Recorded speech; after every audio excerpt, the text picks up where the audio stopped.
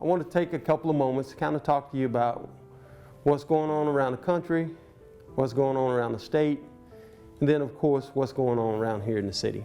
Let me take this off.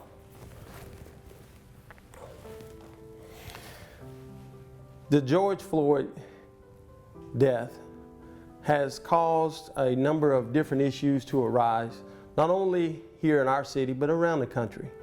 And I wanted to talk to the department a little bit about what we're seeing. We're seeing a lot of protests, we're seeing social unrest, we're seeing political unrest. And I know that as a first responder, there's stresses on us just to do our job.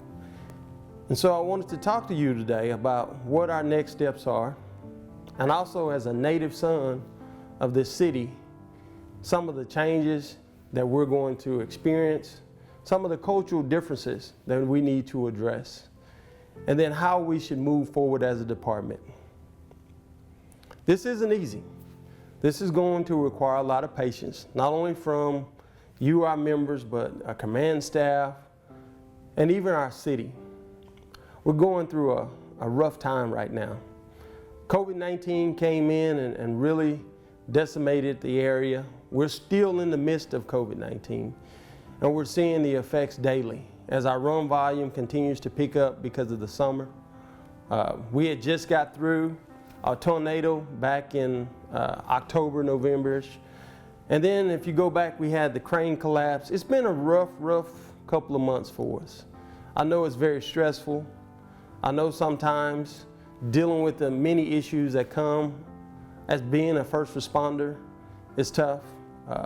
Just trying to keep your PPE on, keep you safe as well as your family is stressful.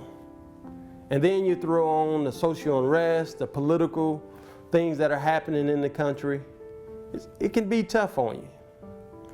But what I'm here to talk about today is how we make a cultural shift and how we begin to look at things not necessarily through someone else's eyes, but through a different vision.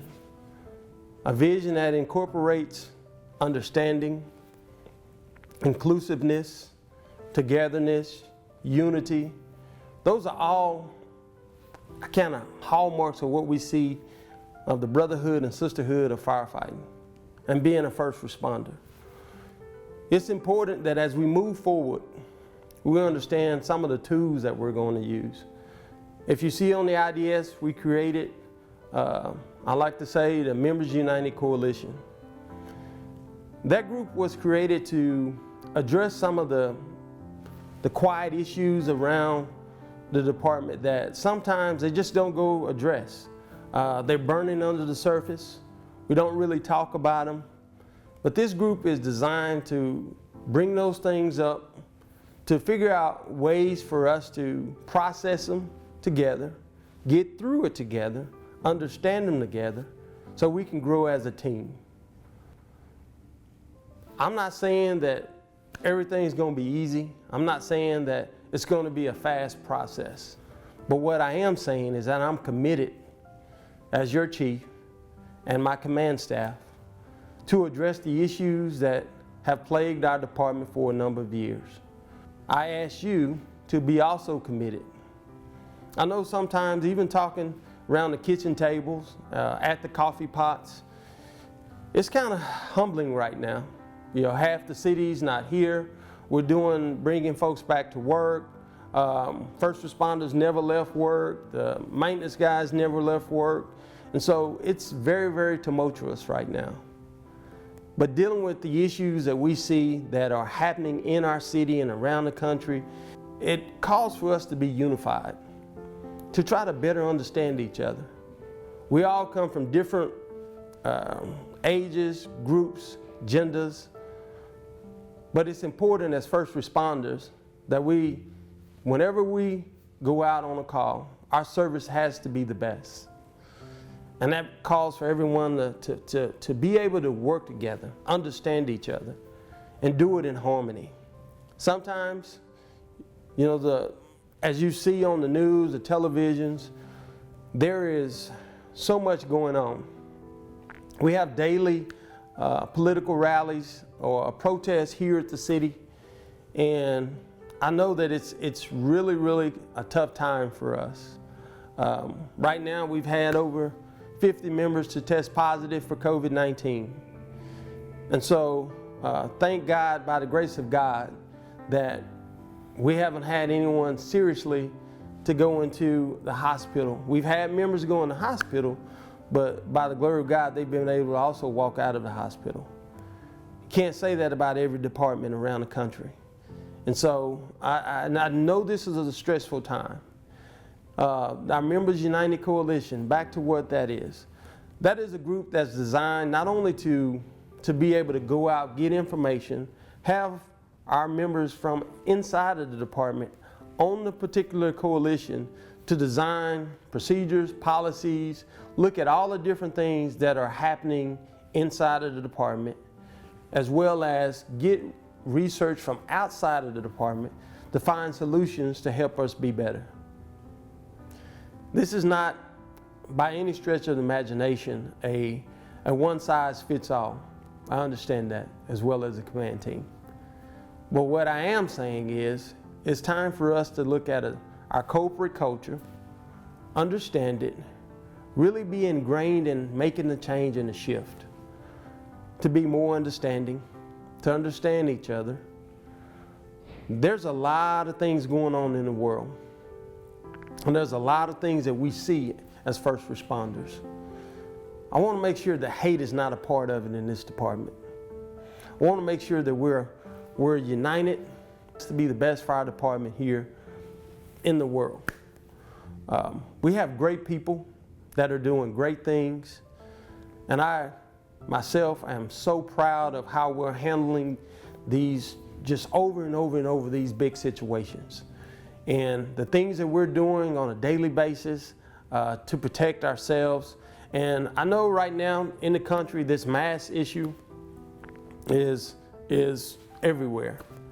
But the most important part of that, if you think of it in this sense, we started out years ago going in the fires with a sponge in our mouth.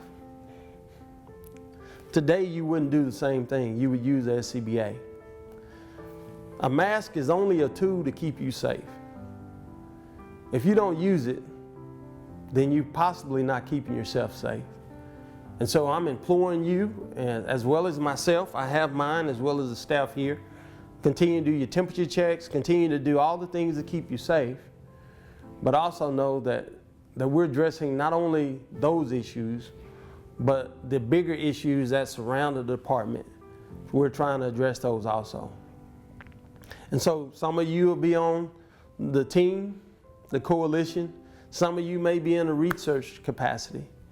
But I thank everyone for their efforts to really dive into this so we can make it better, not only for me and for you, but for generations to come, those that are after us.